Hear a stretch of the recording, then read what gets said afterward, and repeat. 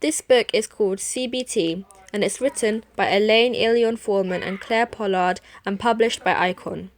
This is Chapter 4, Kiss Insomnia, Good Night and Goodbye. Kiss insomnia? You're kidding, aren't you? Surely this is asking too much. Bestow affection on insomnia, which may be the bane of your life. What we will be showing you in this chapter is how to embrace the upsetting experiences that result from poor sleep. You'll then discover that when you learn to manage, tolerate, and even embrace them, they usually happen with less frequency and severity. You may also discover that while disturbed, poor quality sleep isn't much fun, it's all the other things that go with it that make it such an awful experience. If you suffer from insomnia, you aren't alone.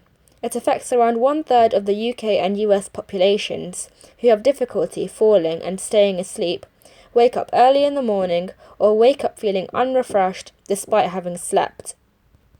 Women are nearly twice as likely to have it. It's more likely with age, often runs in families, and is more common if you are a worrier or highly excitable. The upsetting experiences that frequently accompany insomnia include daytime tiredness, problems concentrating, a greater chance of developing depression, anxiety and pain, a greater need for healthcare services, and a higher risk of car and work-related accidents. Your intimate relationships can be affected. Sharing a bed is less appetizing when you are desperate to sleep and fear another person disturbing what little sleep you may get. So it's not just a lack of sleep, but rather the resultant thoughts and physical sensations that seem to be at the very heart of the problem. Understandably, you want to be rid of them. But read on and you may find yourself surprised at what recent research has suggested. The new guidance could be exactly the opposite of what you expected and thought you needed. However, before we look at changing anything, it's useful to understand sleep. Why do we sleep? And how much sleep do we need? Well, most people will agree on wanting more sleep, just 5 minutes more. How much sleep we need varies considerably.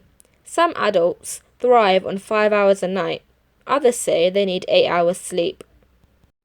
Our need for sleep changes with age, so babies can sleep up to 16 hours, while elderly people often need less sleep than in their youth.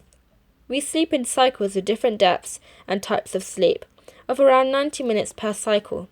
A small awakening between each cycle means you can change position to avoid stiffness or go to the toilet.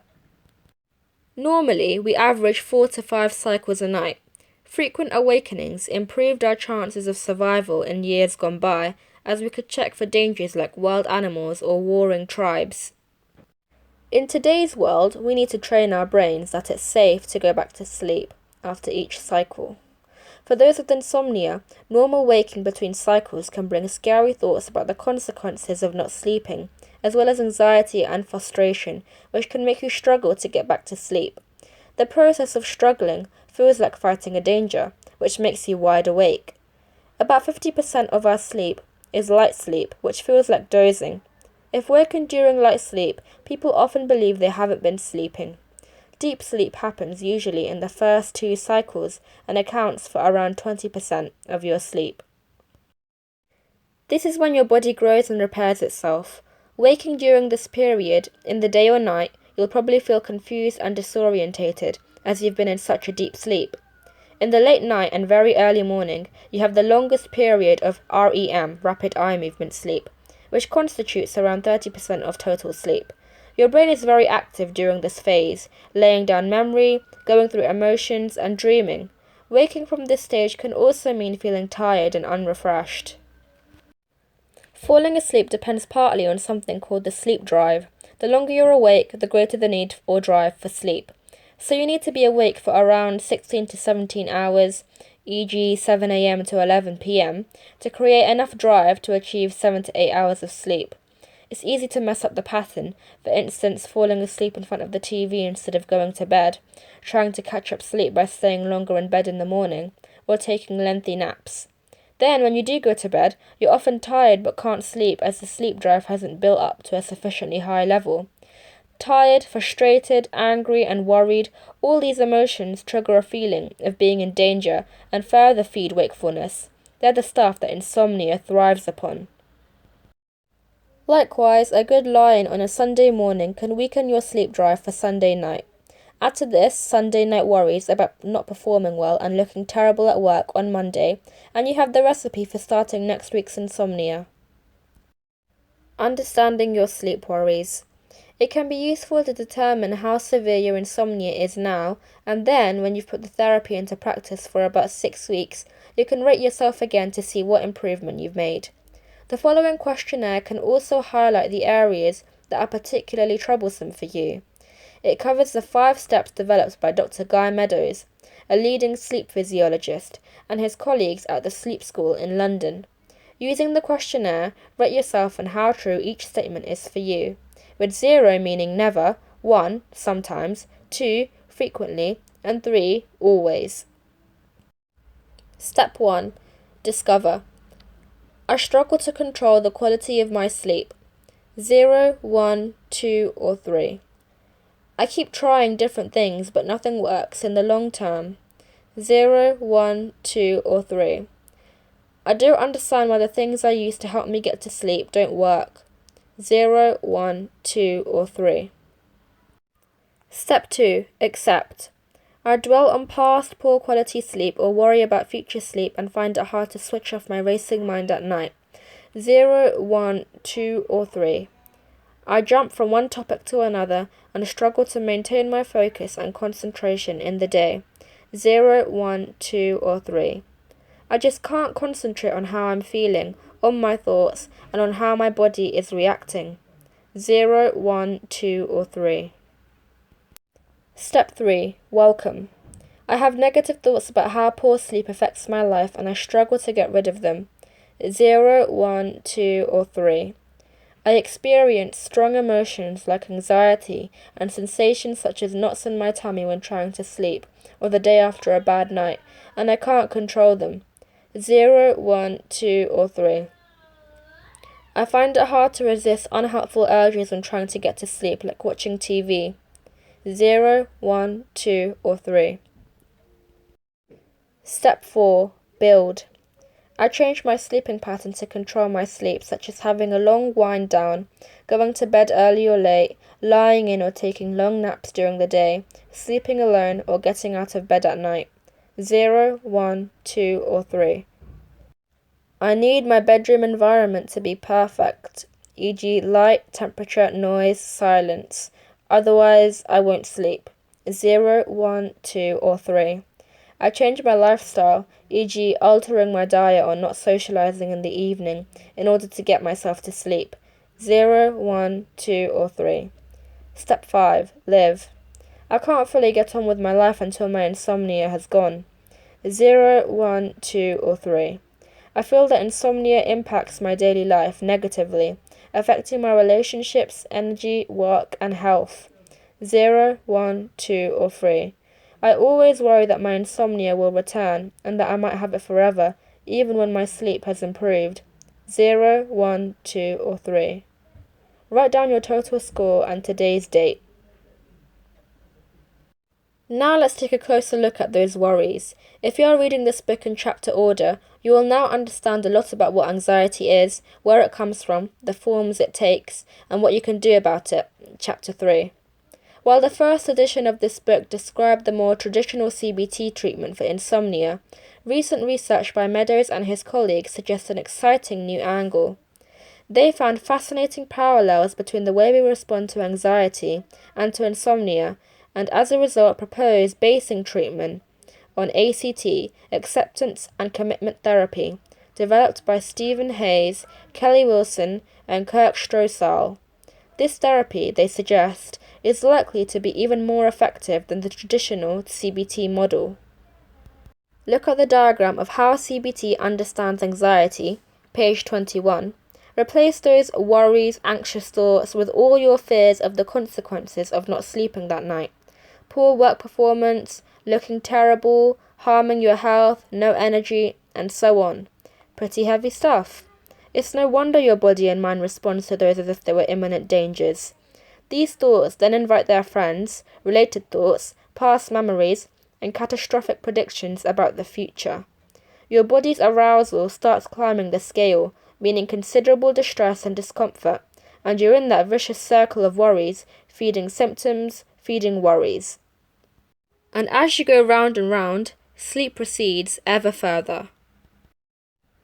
You can also see that the avoidance behaviours, getting out of bed to watch TV, have tea, take a bath, read, take pills you've tried, probably unsuccessfully, have become part of the maintenance cycle of insomnia.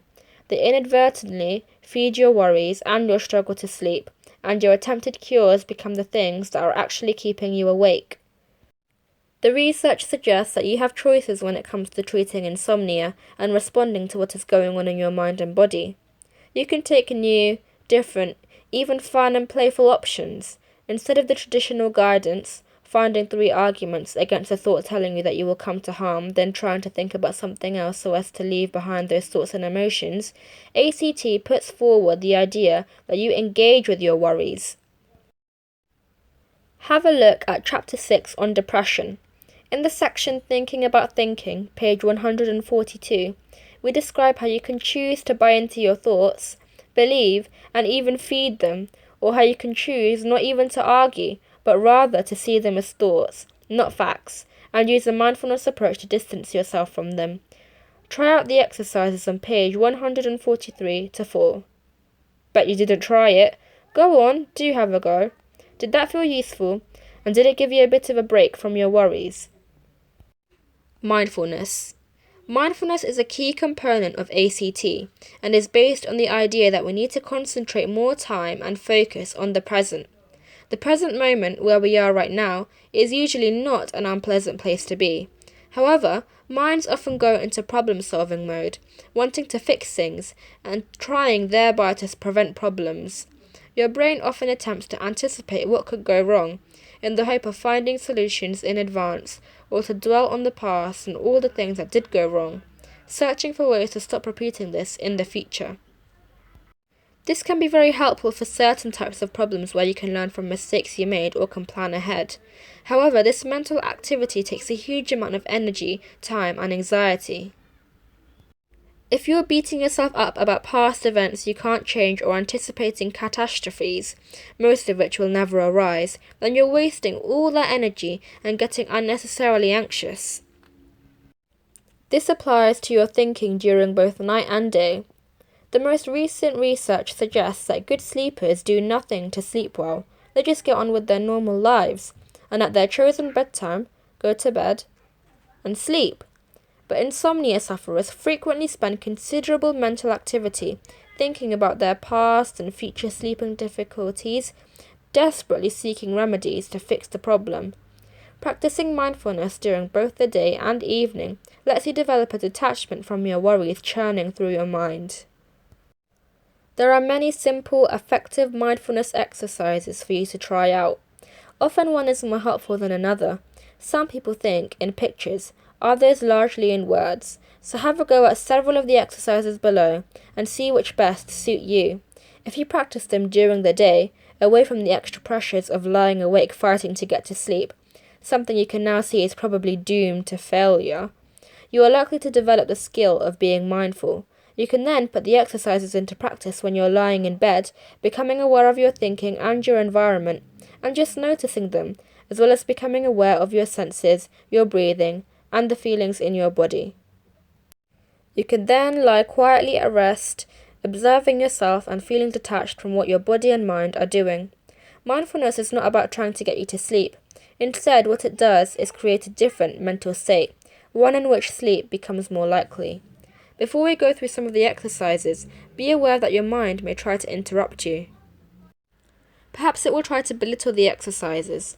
This is all rather silly, or tell you that you're no good at it and it won't work for you.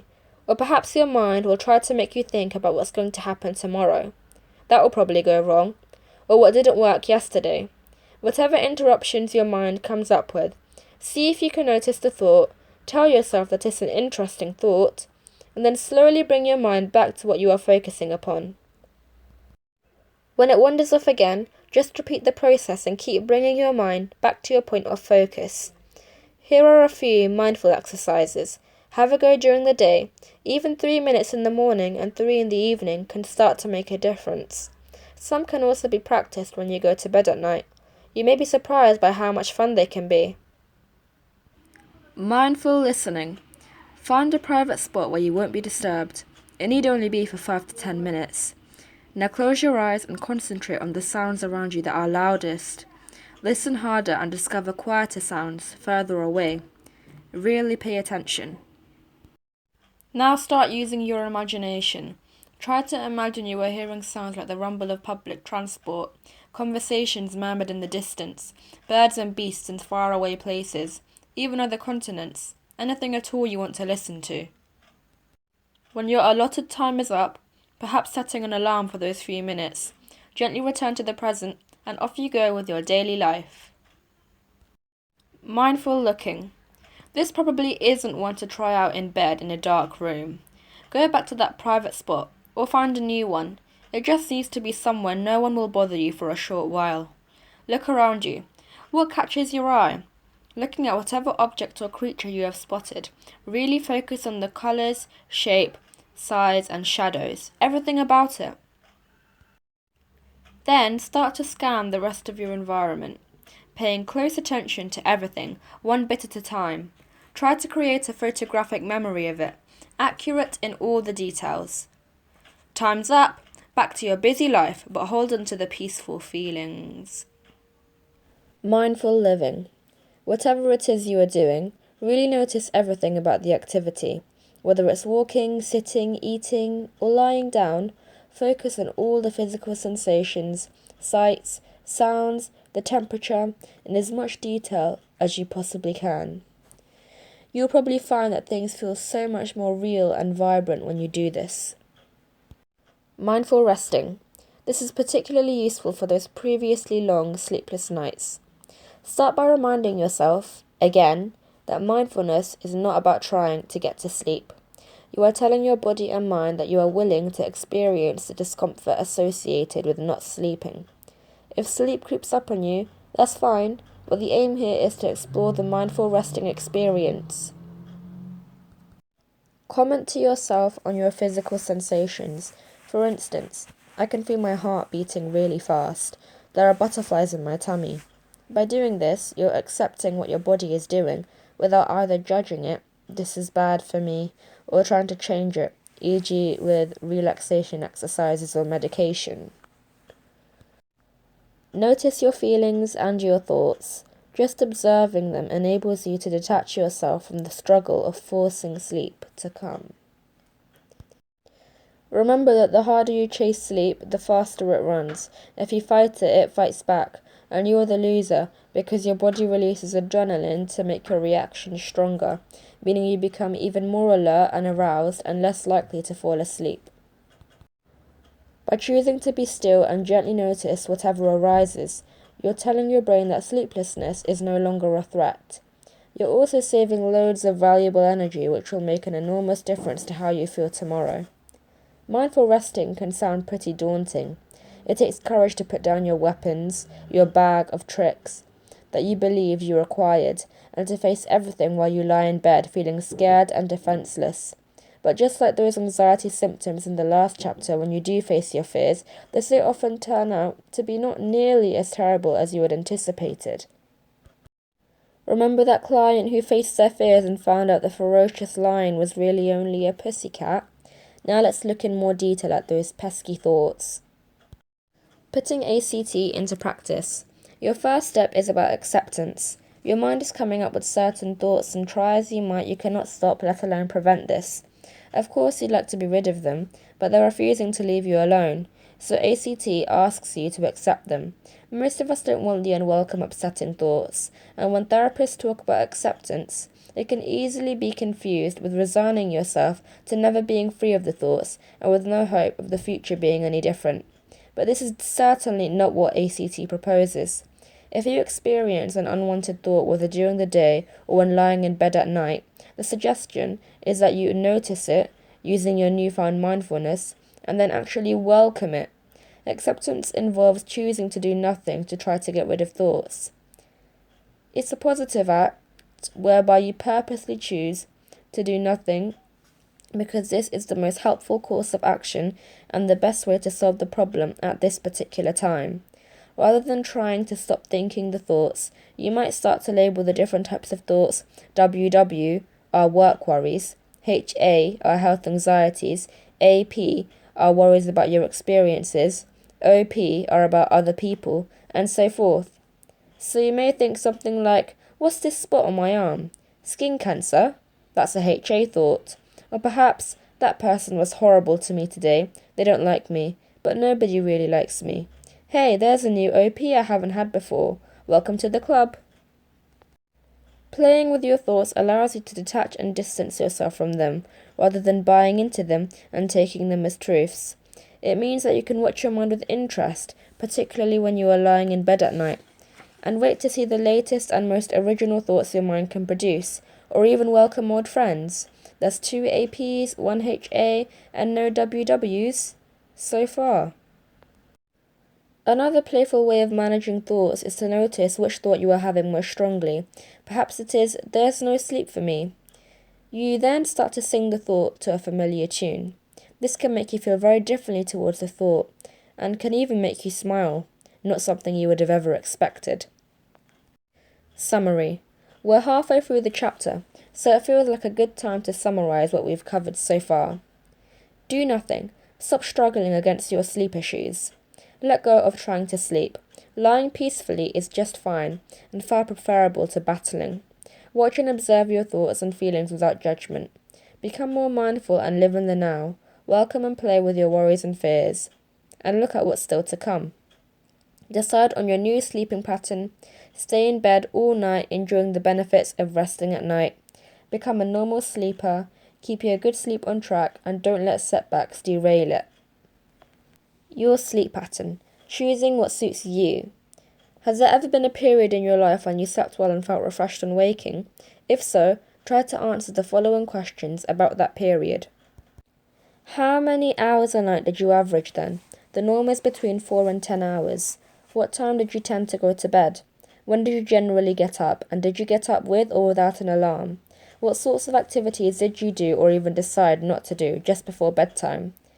If you cannot remember such a time, think of close family. Do you think any of their patterns are likely to suit you?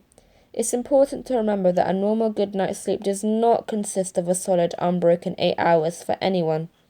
We all take a while to fall asleep, and all of us waken one or more times at night between those plus minus 90-minute sleep cycles. Often the waking is for such a brief period that you hardly notice it and have forgotten it by morning. When you have chosen what you think is likely to be your ideal sleep duration, shorten it slightly, perhaps staying up an extra half hour.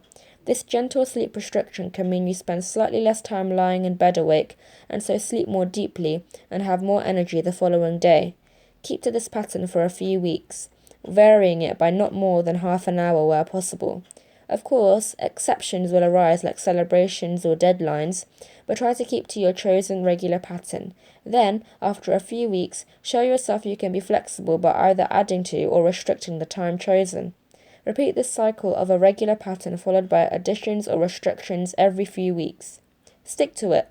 Show yourself you are willing to commit to the new you that you want to be, despite the likely initial discomfort. If you find your resolve weakening, remind yourself that sleeping late or going to bed and getting up at irregular times resets your body clock to a new time, and so upsets the cycle for the next night. Pre-sleep phase. At a personal level, the first author of this book will never forget the period of her life aged around 12 when she was away from home for the first time. Every evening around 5 p.m, she would look at the sun, praying that it wouldn't go down. She knew that when the sun went down, night followed, which meant bedtime, and that she wouldn't sleep. And sure enough, she usually hardly slept at all. The sadness of begging the sun not to go down every night is still vivid to this day, though fortunately, the insomnia belongs to the past. Your new pattern, which follows normal sleepers, will be about coming home, having supper, and then making time for leisure or some evening work. As bedtime approaches, you stop the more stimulating activities like watching TV, having family time, and doing stuff on the computer. You start winding down, getting undressed, brushing your teeth, and maybe reading in bed or chatting to your partner. Then you switch off the lights and lie quietly, letting your mind wander at will. You'll find that you drift in and out of consciousness in this pre-sleep phase, sometimes experiencing a muscle spasm or jerk, or even a burst of adrenaline that can feel like a bolt of electricity. These are all normal sensations many people have when waiting to fall asleep. You also might have the sensation of falling. This too is quite normal. If you're not alarmed by this, then your body won't respond as if to danger. You can just allow yourself to mindfully notice and label all the sensations and thoughts you are experiencing while in your warm, cozy bed. The most important thing to remember from this whole chapter about dealing with insomnia is this. Normal sleepers are content to allow themselves to be quietly wakeful in the pre-sleep phase. They aren't trying to will themselves to sleep. They are confident sleep will come when it is ready. They also know that even if sleep doesn't show up, a peaceful night resting in bed while letting their mind wander is the next best thing, and can provide rest and be refreshing. It can even be relaxing. Paradoxically, the key to sleeping is having an accepting and relaxed attitude to being awake at night. You have probably spotted the parallel with the way to handle panic attacks. You actually go looking for them. You seek out the biggest, scariest ones you used to believe would kill you and find that, 1, they can indeed be unpleasant but aren't harmful, and 2, the more you seek them out, the fewer you actually find. One patient said at her follow-up therapy session, "I'm so sorry, I looked absolutely everywhere in all the places I used to get panic attacks, and I couldn't find a single one." You may well find that when you practice your mindfulness, acceptance, and welcoming for the whole night, sleep could sneak up on you and overtake you. We understand that at the start of your journey to better sleep, it can feel too much to demand that you stay in bed all night long. It's helpful to allow some flexibility. Try sitting up at the edge of the bed, practicing mindfulness for a predetermined length of time, which you gradually shorten over time. Of course, do give yourself permission to go to the toilet, but notice if the frequency is excessive, as toilet visits can be avoidance in disguise. Bed sharing. The ACT view on this is that sleeping separately from your partner, or perhaps improving your sleep in the short term, can have long-term consequences for the relationship. And starting this therapy in separate beds, waiting until you're confident that your sleep pattern is sufficiently secure for you to share a bed, might mean you'll never get that confidence, as sleep patterns are known to vary even for normal sleepers. If the prospect of sharing a bed for a whole night is too daunting, start with a fixed time, like 30 minutes to an hour, and build up from there. Use your mindfulness to enable you to notice all the different sensations and experiences of sharing a bed, and be prepared to welcome each as you notice them. It's morning. It may sound obvious to advise a wake-up routine, lights on, curtains open, getting washed and dressed and having breakfast before heading for work, school, or the day's planned activities. But many insomniacs are so desperate to grab any sleep at all that they will stay in bed until the last possible moment, then head off to wherever in a chaotic rush. Not the most conducive start to a peaceful and successful day, would you agree? If you haven't slept much, of course you'll be tired during the day. Research suggests a 10 to 20-minute nap after lunch but before 3 p.m. does no harm and can even do you good. Mindful waking in a quiet place is equally effective. For those who are ill, elderly, or pregnant, a nap of up to 90 minutes, in other words, the whole sleep cycle, can make a big difference to their whole day and night. You will need to experiment to find what works best for you. For many people, gentle exercise is a good idea when you feel really tired. A short 20-minute mindful walk in the fresh air can make an enormous difference to how you feel and how you sleep that night. Let's talk about living. If you choose to live your life to the full, the way you wish to do, despite suffering from insomnia, you take away all the reasons for struggling with sleeplessness. Less struggle means less nighttime arousal, less wasted energy, and therefore more capacity for living a rich and meaningful life. This life then creates an environment from which a natural, health-promoting good sleep can emerge. Giving up part or most of your life in order to control insomnia so that you can go back to living your life just isn't a workable equation, but rather another vicious cycle. The paradox is that if you are not prepared to accept the discomfort of your sleeplessness, you may never experience good quality sleep. Think about your life right now. What are you not doing that you would be doing if you didn't have insomnia? Here are some things others have said. Share a bed with my partner. Play more often with my children. Go out more, meet new people, and perhaps find a partner. Start that fitness regime. Socialize more with my friends. Feel confident to get pregnant and start a family. Work hard and try for a promotion. Start that hobby I've wanted to try for ages. Sign up for an evening class or two. Get down to some serious studying to pass my exams. What's stopping you? ACT is a way of moving your life towards things that are valuable to you. Look at the list above or choose something else and in the next 24 hours, do it. Relapse management. Overcoming your problem does not vaccinate you against further bouts in the future. So while you're not immune, neither is a normal sleeper. In fact, it's normal for most of us to have occasional periods of difficulty sleeping. But this need be no worse than having a bad cold or flu. You know what it is, how to manage it, that it won't harm you and need not mess up your life. So you are able to deal with it, knowing that eventually it will pass, while you build and live the life you choose, irrespective of whether insomnia has dropped by for a visit. Just before you complete this chapter, after you've spent a few weeks putting its lessons into practice, go back to that questionnaire on pages 67 to 8. When did you fill it in? You may find it helpful to get a notebook and record your results monthly for the next 6 months. Hopefully you will impress yourself with the changes you've made, as well as identifying anything that looks like it needs a bit more work. In conclusion, you now know how to mindfully accept what your mind wants to do and to welcome whatever it comes up with. So go on, kiss insomnia good night, and sleep tight.